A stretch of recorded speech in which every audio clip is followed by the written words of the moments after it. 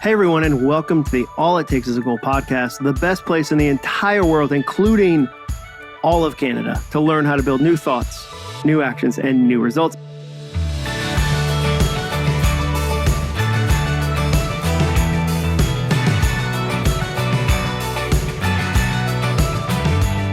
I'm your host, Jon Acuff, and today I've got a really fun conversation with Richard Lui. Richard is a journalist with 30 years of experience, an entrepreneur, and an author.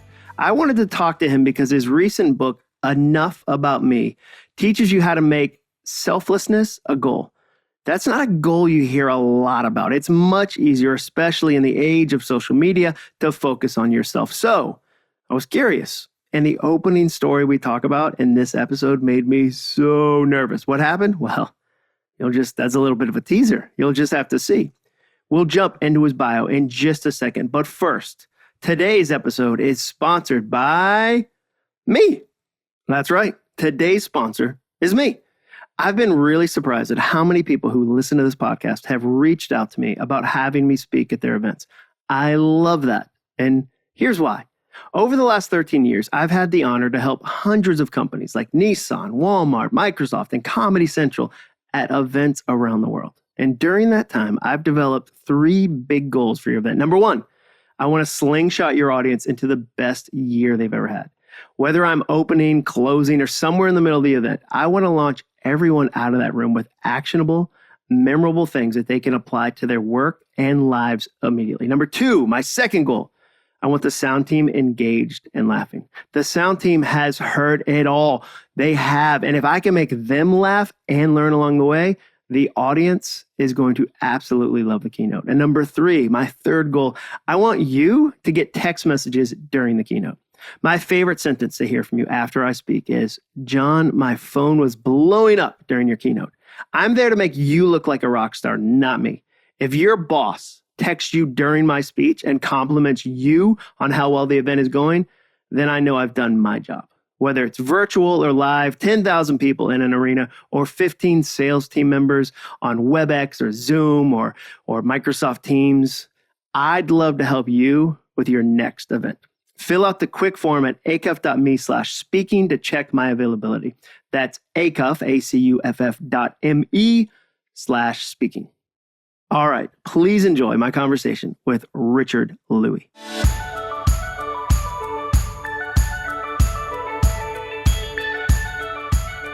All right, veteran journalist Richard Lui has more than 30 years in television, film, technology, and business. Currently at MSNBC and previously with CNN Worldwide. You've probably heard of them before. He is the first Asian American man to anchor a daily national cable news program, which is amazing, and a Team Emmy and Peabody winner. In addition to journalism, Richard's 15-year business career involves a fintech patent and launching 6 tech brands over 3 business cycles. He has lived, worked, and volunteered on every continent. We're going to have to 100% ask about that because I got a lot of Antarctica questions. Richard is a celebrity champion for the Alzheimer's Association, caregiving champion for AARP, and caregiving ambassador for Bright Focus Foundation. That's an amazing bio. Richard, thanks for joining me today. Jon, thanks for having me. Yeah, I think it's going to be a ton of fun. I want to jump right in. I've got your book right here. Love the book. You've got a copy behind you. I've got one in my hand. And I just want to tell you right out of the gate, the opening story about your audition in CNN, it made me so nervous for you. Like I got sweaty reading it. Yeah. Can you tell people a little about that experience? Because I think not everybody's had that experience, but everybody's had an experience where it doesn't go the way they think it's going to go. Yeah, I mean, basically, it was my first gig, Jon, and I flew in from Singapore because I was working there, and I had this audition, and so I was like, oh, gee, I get to sit at the desk, right, at CNN for my audition. And the way these auditions work is that it's exactly like a broadcast we'd watch on TV, except it's just not being broadcast. Mm-hmm. So everything is like the teleprompter, the producers, the video's rolling and everything. And so they had me sit down. And first of all, you're nervous because the desk is the desk. And at that time, CNN was the only international gig in the world. It was the gig in the US, obviously. And the producer says, read the teleprompter. I was like, I got that. I can read. So I read the teleprompter. And then the executive producer gets in my ear and says, we have some breaking news, and this is during an advertisement or a piece of sound that they're playing, and it's a plane is down, and I want you to summarize it when we come on back. And then I'm like, what are they doing? And then she does it again, and each time she does that, and it's twice. I was like, this is an audition. I'm supposed to be reading a teleprompter and asking questions, not doing this breaking whatever it is. Did you get the sense she was trying to throw you in that moment? Like Yeah, that this is the test? I did not know how important it would be. I had heard they might do it. Okay. But not the way she had done it 2 or 3 times, right? And so it did throw me. And I did think she was going to throw me. It did throw me. I was sweating, and I didn't have any tissue or I didn't have a powder puff. So I took the scripts and I was pressing it into my face to take off the sweat. Just wiping yourself with pieces of paper. Pieces of paper. Yeah. And then on the other side, you'd see the makeup on the paper, basically. Yeah. And then I was, you know what we do when we get nervous. I was like, I was going like this and, shaking my hands. You can't see it, but I'm shaking a fist right now. And what I learned, through voice class was, the way you clear your voice is you do these sort of like bumblebee, things like that, right? Mm-hmm. So I was doing all of this because I knew I wasn't on camera. The camera wasn't on, right? Because it was during the piece of sound that they were playing.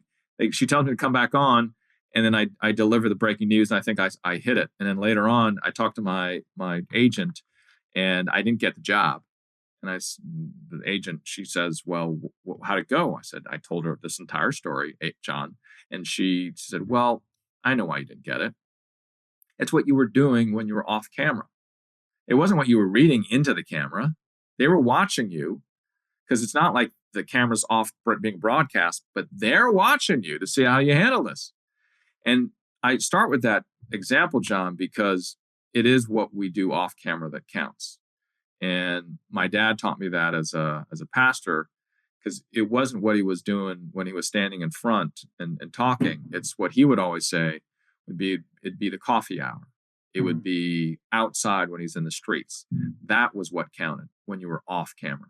The off camera moments. And I think what's interesting to me about that story too, because I love your background. You kind of casually said, I was just coming in from Singapore. And when you read the book, it's an intense story because you haven't slept well. You've just done an international flight. You're juggling a million things. And same with breaking news. I mean, like that phrase, summarize a plane crash. The average person can't go, no problem. I got that. I'll summarize a plane crash. Yeah. So I'm curious, we talk a lot about goals on this podcast. How do you transition from highly intense moments back to a regular moment? Like it'd be really easy to kind of get addicted to the adrenaline, the energy, and then crash and burn, highs and lows. But how do you've just broke a breaking news story. There's tons of natural adrenaline that comes for that. And you have to transition back between these moments of high performance, kind of medium performance. What's that process look like for you? I think the best thing is repetition. Mm-hmm. So repeat environments made me feel more comfortable with the variation of those extreme moments of high to low. So that would be one. Two would be and this is, it's no news to anybody, we review tapes. And so for any other industry, what is the equivalent of that tape? And maybe you do tape it. Maybe you do the exercise that puts you in that let's say it's a negotiation. Let's say it's a contract negotiation. Let's say, it's a sell, right? It's that presentation. Yes, some folks like to say, oh, I'm good off the cuff. I'm just good. I don't need it. Mm-hmm. They didn't start that way. And the majority of them that can do that did not start that way. Mm-hmm. They started by laying out every single point and idea. I still write out questions, John, before an interview, but I may not use any of them, but I still prepare.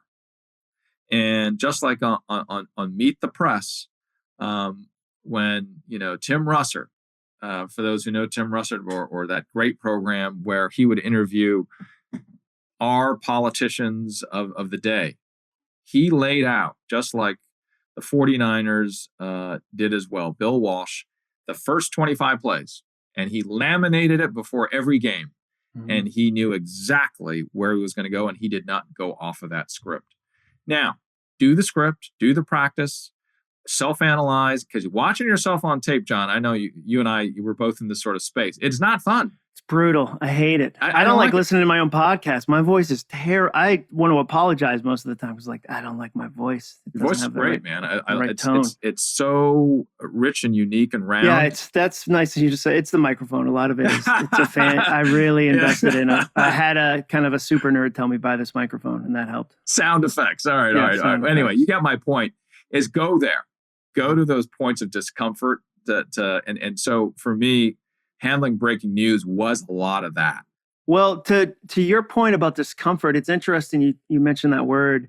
So your book is titled Enough About Me, The Unexpected Power of Selflessness. And I would say there is some discomfort there in the sense that a lot of times the books we want to talk about are, this is how I can be the most amazing me, and like how to build my own world. And like one thing on Instagram that's always popular is like, you got to eliminate toxic people, as if it's like you against this sea of toxic people. And kind of, this is me. One, why did you write a book that's counter to that? And two, how would you define selflessness?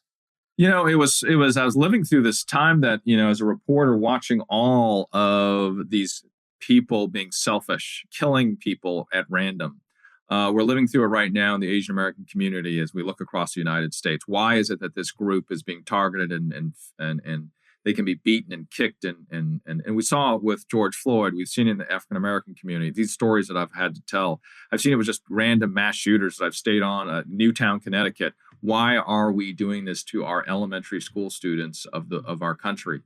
All these sorts of stories come to you want to summarize it like a Sunday show. You can't help but do that.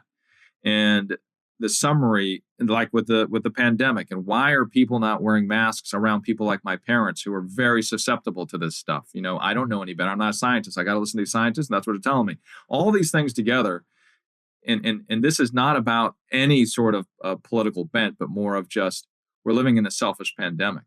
We're living in a time where it is so cheap to be hateful and to be violent. And it is brought on by, as I write in the book, this sort of meist space that we've really perfected. We've got all the tools, John, that, to be very meist. Mm-hmm. And so as a journalist, that book is only approaching it as that. As a journalist exploring an idea and what could be the response to the selfish pandemic. And that is a small book about being selfless. I tried, because I love business books. I mean, you as a successful author, as a bestseller, and one of these days I'd love to be like you, is that that sort of culture of making the ideas constructive and productive. And the approach to the book was that it would be like a business book to offer you real things you can do every day.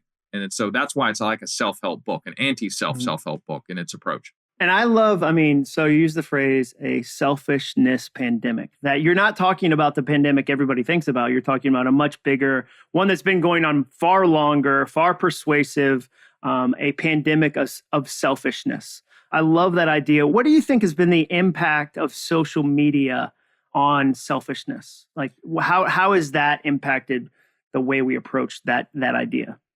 It certainly has helped us to manifest what we believe to be one of our inherent rights, which is to be famous. Oh, that we have an inherent right to be famous. Yeah, we believe that, right? That's we have. Is that Andy Warhol? Like everybody gets 15 minutes of fame, and we think it's bigger. Yeah, exactly. We believe a little bit more than that right now. I think 15 is way too little, right? Yeah, that's a snack. Come on, Andy, give me like a year. Yeah, exactly. You got to give me a year or 5, good, or an existence. And so that very idea that we have that inherent right to be famous, the social media certainly has been a great tool for that. On the flip side, it's been a great tool for the solutions to many of our ills, to many of the steps forward that we've seen around the world. So it really cuts both ways, as you know so well. But yes, it is one of the great tools that our great country has been able to create and perfect in a meist time. Do you think people are afraid of being selfless? Like, what's the worry?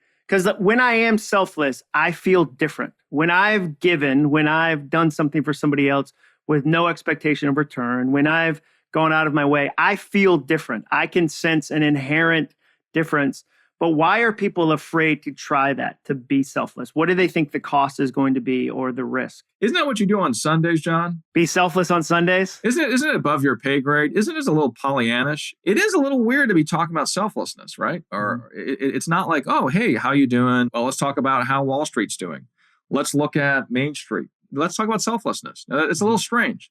I get that. And so I think that's one reason culturally. It's just like we don't share. So share a story on social media about somebody being selfless. Start to change the cultural dynamic, the way we understand how to do it and the way to talk about it. I think that's one space that bring your two ideas together in one answer.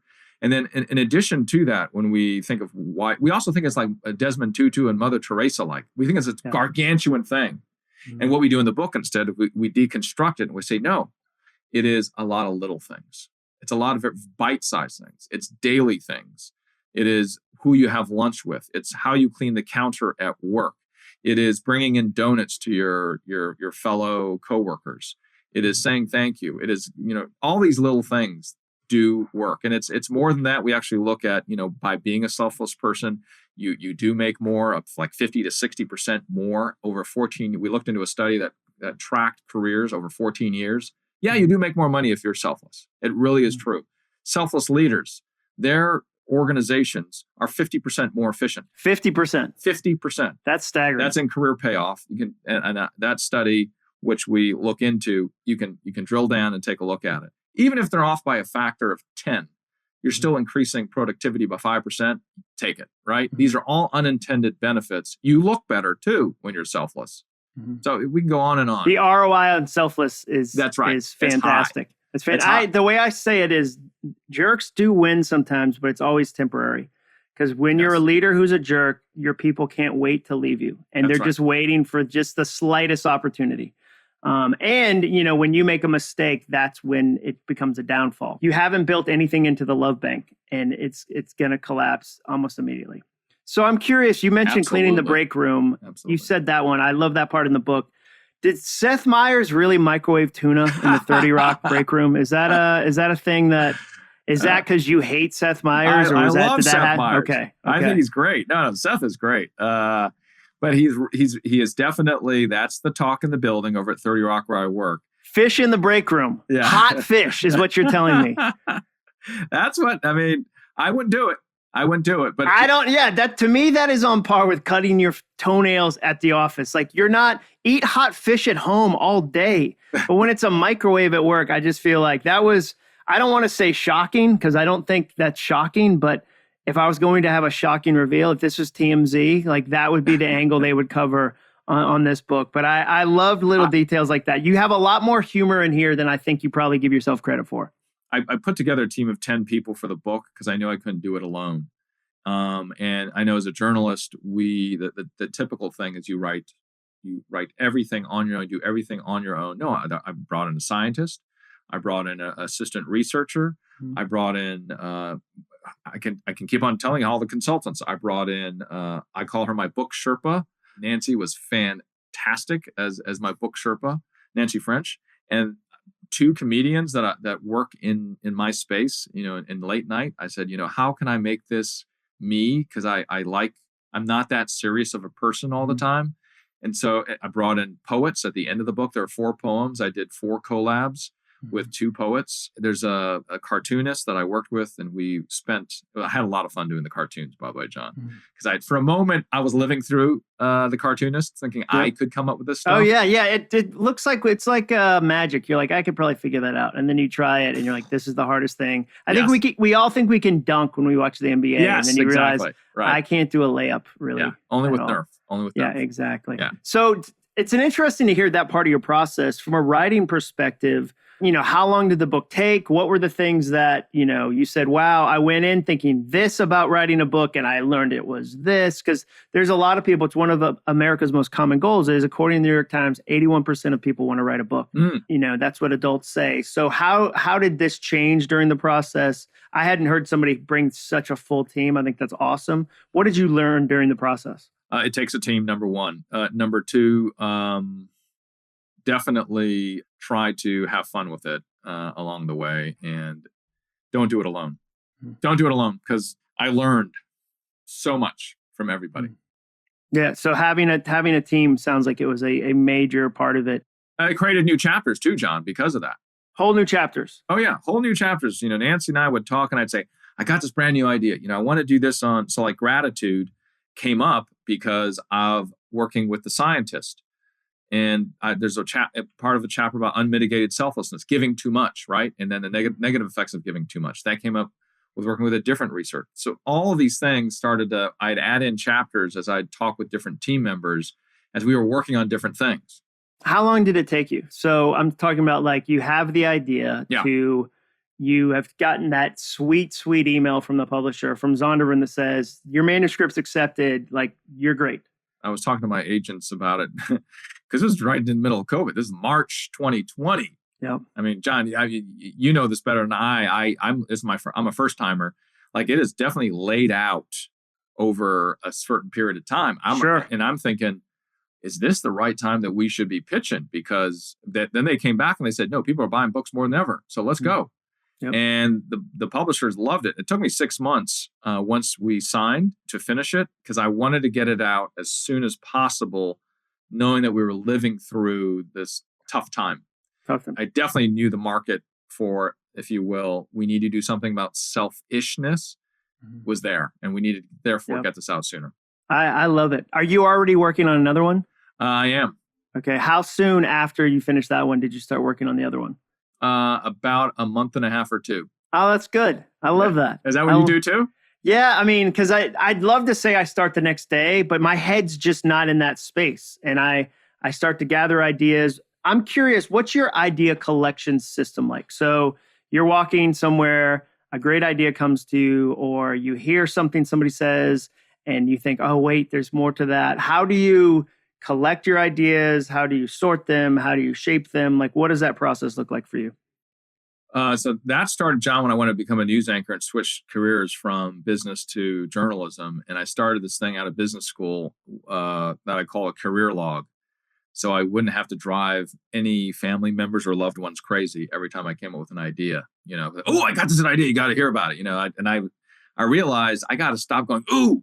So I created a Google Doc, a Word doc at the time that turned into Google Doc, where every time I have an idea, I put it in there, and then I review that idea sheet at least once a year to rethink what I want to do in life. So when it came to the book, the same idea, I would just put it in there, and then I would, every time whatever the team is at that time, review the ideas. I would not use up those very valuable interactions with people like yourself. So John, let's say you agreed to be a consultant on my next book. I would definitely be putting all those things in that little document. And then the times that we would meet, maybe 3 times a year, right? I would say, okay, John, this is what I'm thinking right now. I would not waste the time coming to you with unsort of thought about ideas first. You'd let them marinate first. Yeah, I gotta. I mean, and that's the thing about, as you know, when you're talking to individuals who are either leading businesses or are in business and are thinking about career moves, the first question I always ask is, did you write this down before you talked to me about it? Oh. Have you spent any time, just you and that idea, before you're talking with me? Not because I think I'm all that special. I'm just thinking, I know it works better that way. Yeah.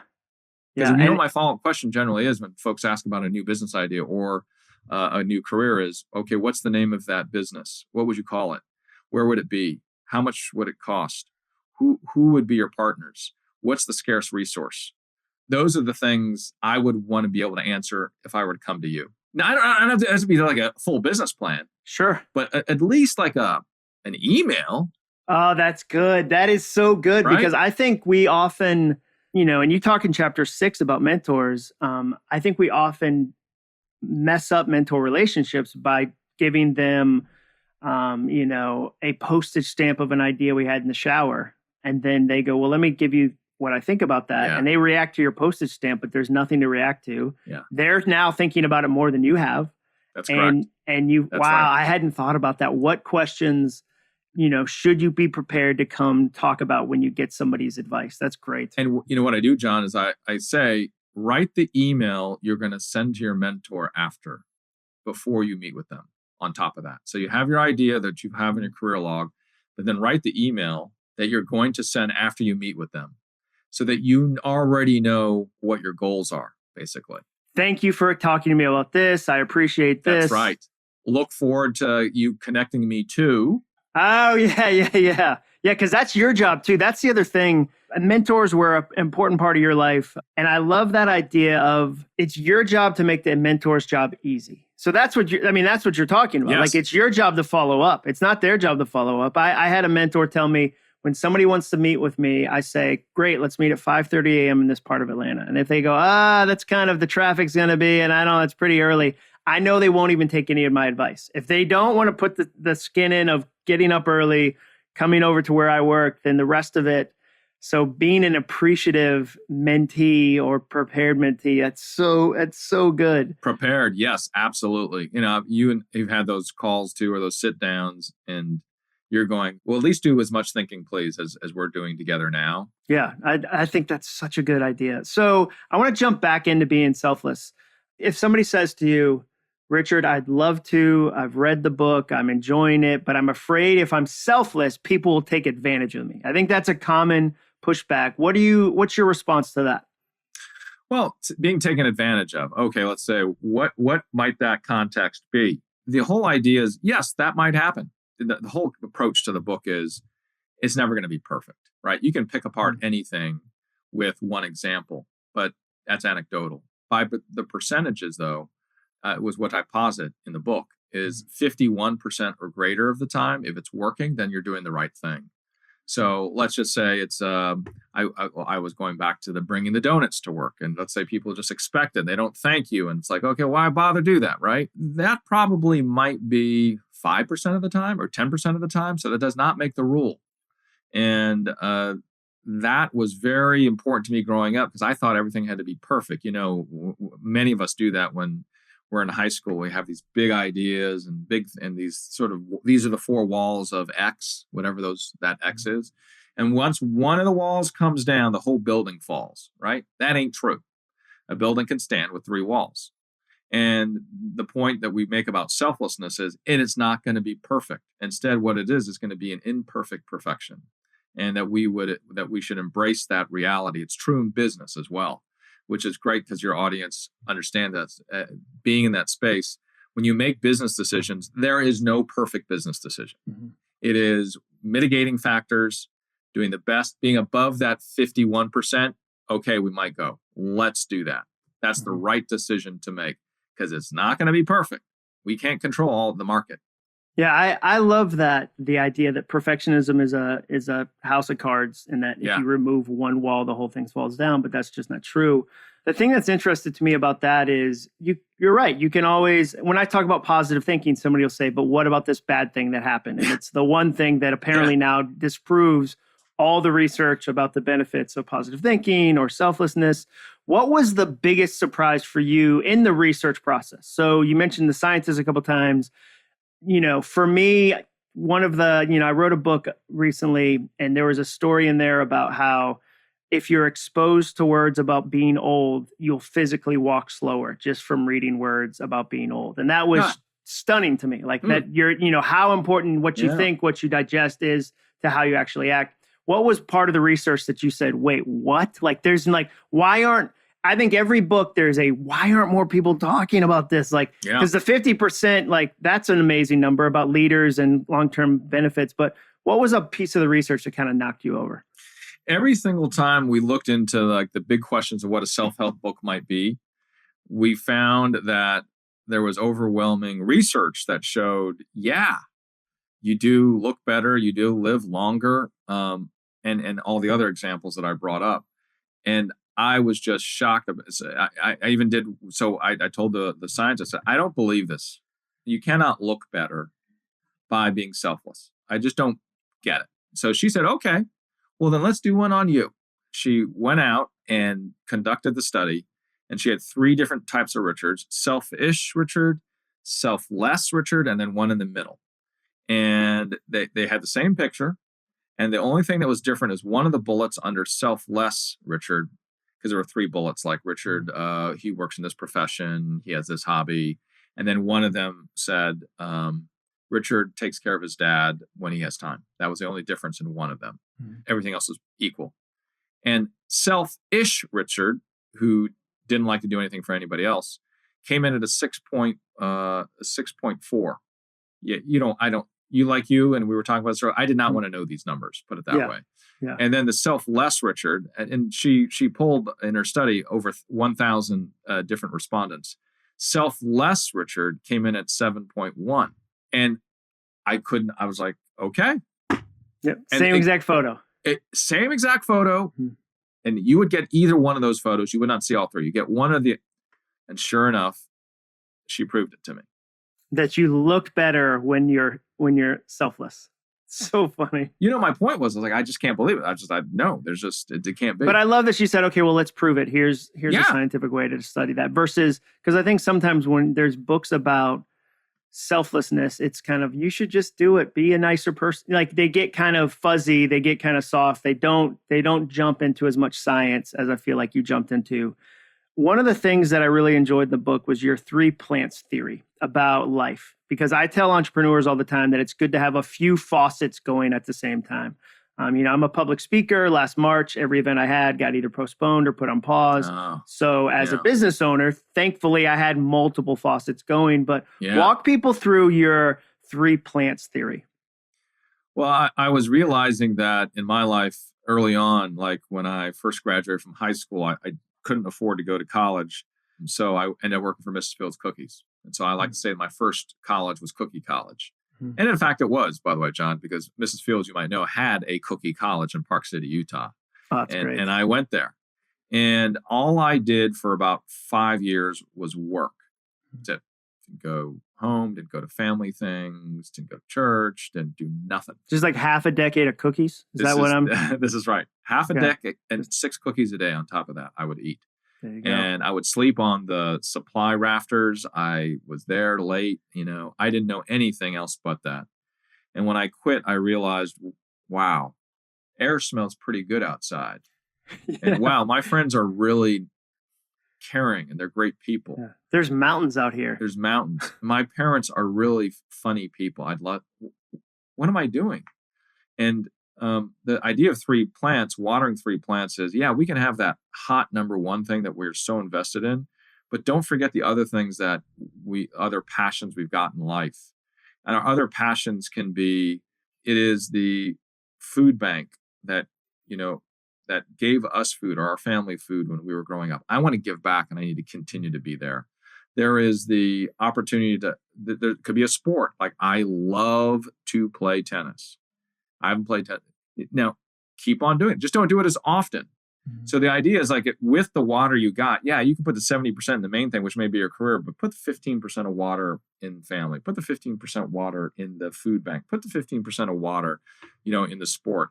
Because when that main plant dies, and it always does, like it did for me, when I got fired from Mrs. Fields, all of a sudden I'm sitting there going, all right, what do I do now? The equivalent. Yeah, you just lost 100% of your water. That's right. I lost all my plants because I only had one. Yep. And I got nothing else cooking. And so, like, this book is a side gig for me. And my main gig is, being a caregiver and working.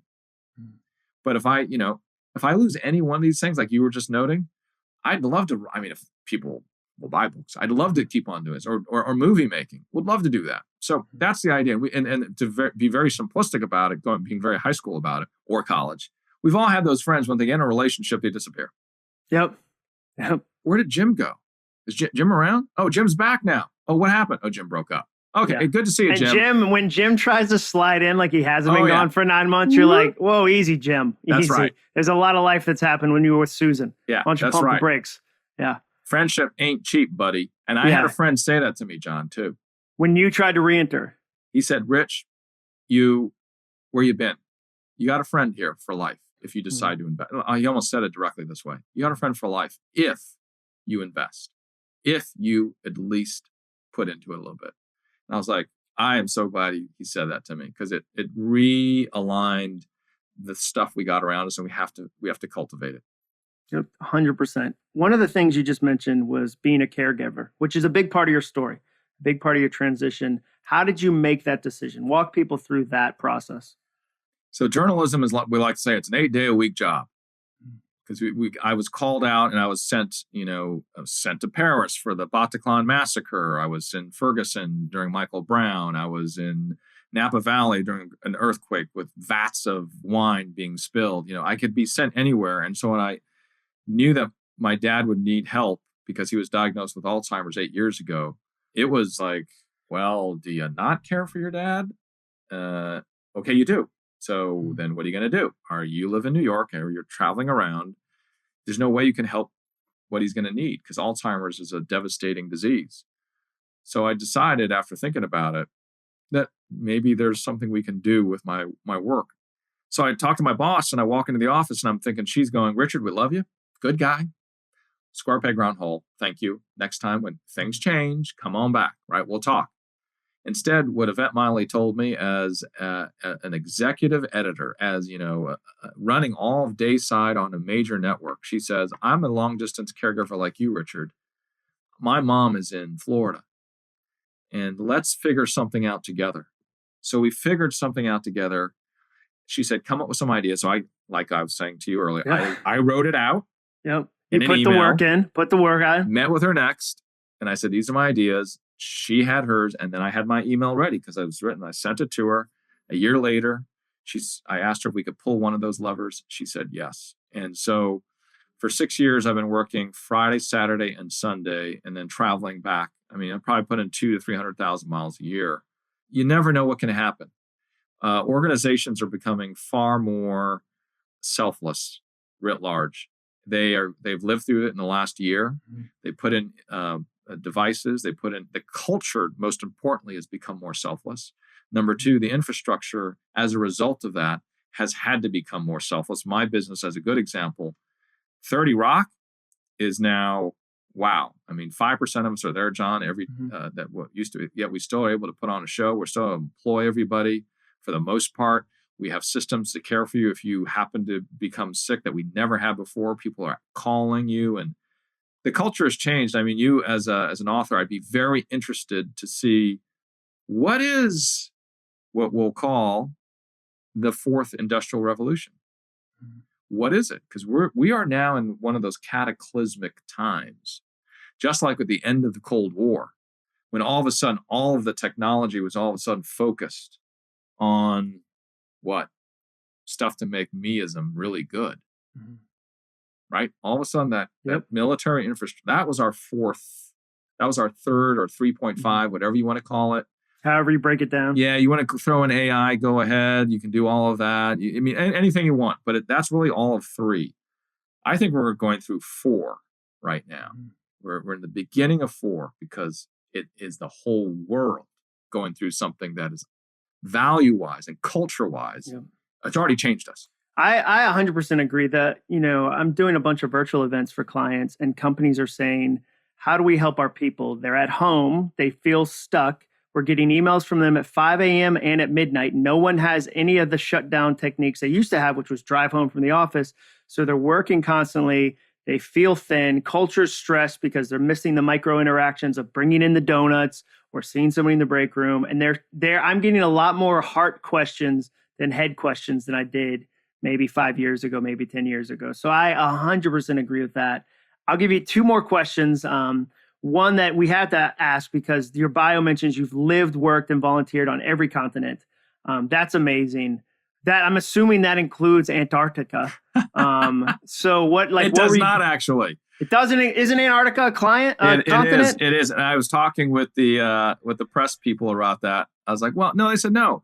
People will say every continent, and they know that you were not allowed to go to Antarctica. I was like, really? Are you sure now? Because I'm going to get that question. And here's Jon Acuff asking that exact question. I'm glad doing it. I'm deep in the bio. Like, I'm line 7 in the bio. We're not allowed to go to Antarctica? Is that new? Well, not unless you're a scientist, right? Not creative writers? They don't have creative writers there that go to write about the snow?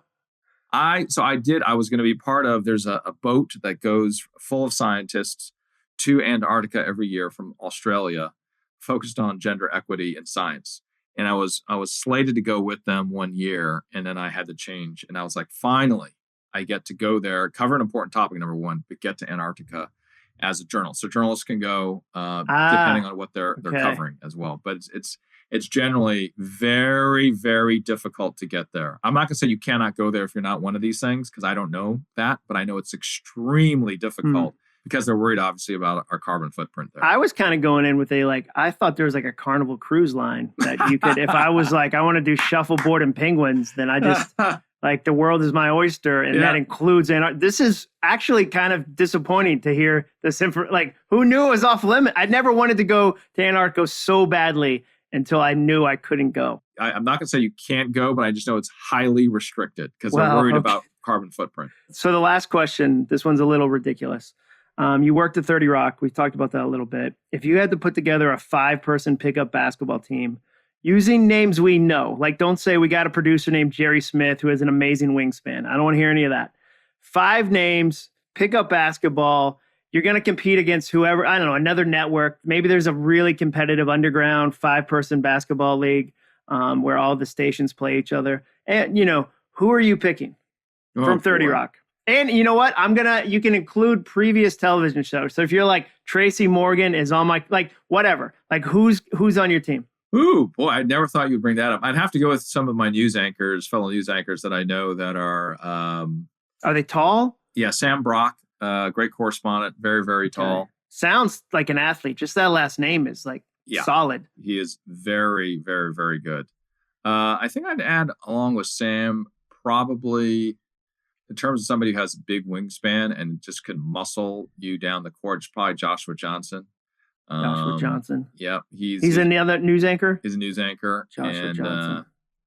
Seth Meyers? Give me I was about to say Seth. You think he's got like an outside game mostly? I'd put him probably at point. Okay. I keep him. I don't know if he's no Seth Curry. Put it that way. Steph Curry. Excuse me. Yeah. He's not that. So we got Seth Meyers, Joshua Johnson, Sam B. Rock. I bet that's what he makes you call him. Does he make you call him Sam B. Rock? Because if your name is Brock, that just kind of flows off. Yeah. I do wish it was B. Rock would be. If you saw Sam, you would probably go, That is absolutely somebody that I might have on my team just because of how strong he is and how good he is. Okay, last one because you're on the team. I need from a sitcom. I need a sitcom. Like you gotta somebody that's from a sitcom that I'd go. You know what? That's a really interesting choice. I've never thought of this. I'd have to go. You're right. I'd have to go with Tracy Morgan then. Okay, because he'd make everybody laugh. Then how about that? You go with that me would on that be one? Fun. All right. That would be. I mean, I would have accepted Tina Fey because I feel like she would be team manager. Maybe like a team manager. I could see. We would get Alec nothing Baldwin. done. We would get nothing done. No, Alec. I'm sorry. I probably wouldn't put on the team. You feel he's more like a racquetball kind of squash guy? It's probably more of a tennis guy.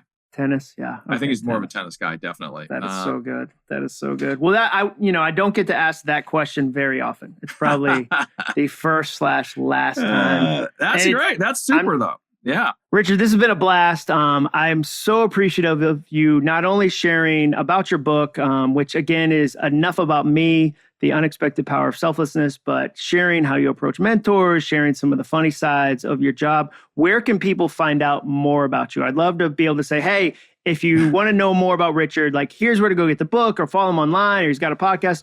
Where can people go for more Richard Lui? Yeah, John, thanks so much. And this is, I had a great time. Questions I never have been asked so far. And I love that because it made me really dig in and think about this. I will say, go check it out on social anywhere. And you can follow the book and what we're saying and doing about the book and plus the new movie that's coming out. And so just, richardlui.com and Richard Lui on all those handles. Awesome. Well, all right. I appreciate you doing this with me and congrats on the book and good luck working on the next one. I can't wait to see what that one's about. I'm going to ask for my 15 minutes, John. So there you go. I'll be prepared. Thanks, Richard. Okay. See ya.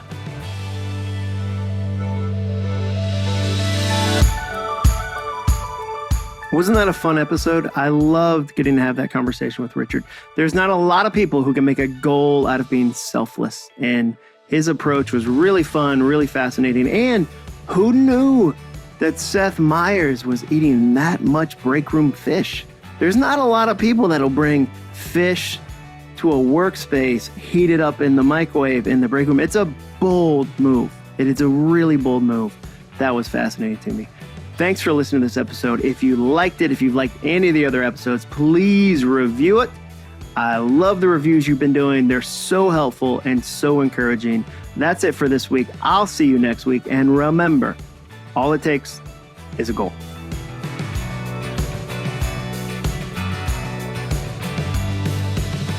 Thanks for listening. To learn more about the All It Takes Is a Goal podcast and to get access to today's show notes, transcript, and exclusive content from Jon Acuff, visit acuff.me/podcast. Thanks again for joining us. Be sure to tune in next week for another episode of the All It Takes Is a Goal podcast.